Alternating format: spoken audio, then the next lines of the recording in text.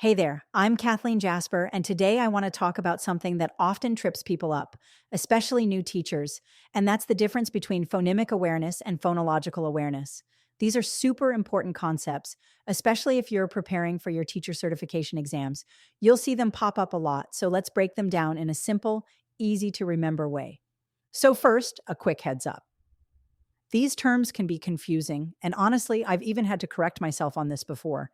In the past, I said phonological awareness was the more complex skill, but I've since had some amazing reading specialists reach out to me and help me see that phonemic awareness is actually a bit more nuanced. So let's walk through it together. When we talk about phonological awareness, we're really talking about a big umbrella. It's the larger skill set that involves playing with the sounds in words.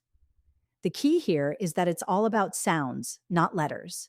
We're not reading or looking at words, it's just listening and speaking. And that's huge. If you're ever stuck on a test question, remember, if it's about sounds only, it's phonological or phonemic awareness.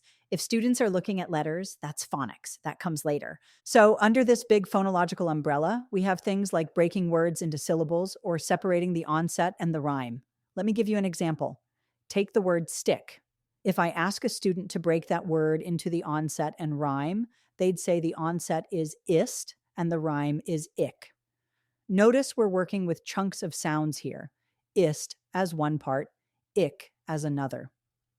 Now, phonemic awareness goes deeper. It's all about the tiniest parts of words, the individual sounds, or phonemes. So instead of thinking of ist as one chunk, we break it down even further.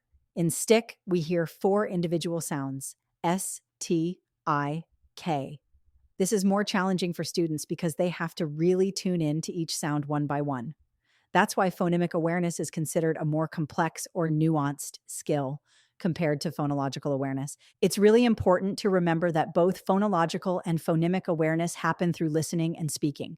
We don't need to see the word to practice these skills. You could do it in the dark. Once students start looking at letters and words, we've moved into phonics. So here's the quick recap. Phonological awareness is the big picture. It includes things like syllables, onset and rhyme, and sound patterns. Phonemic awareness zooms in on the individual sounds and words. And while phonemic awareness is part of phonological awareness, it actually requires more detailed listening and is a bit more advanced. I hope this helped clear things up for you. If you ever have questions or just want to dive deeper into the topic, I'd love to hear from you. Your feedback truly helps me grow and keeps these conversations going. Feel free to connect with me on Facebook, Instagram, TikTok, and YouTube, where I'm sharing extra tips and free resources to help you out. Thanks so much for hanging out with me today. Have an awesome day.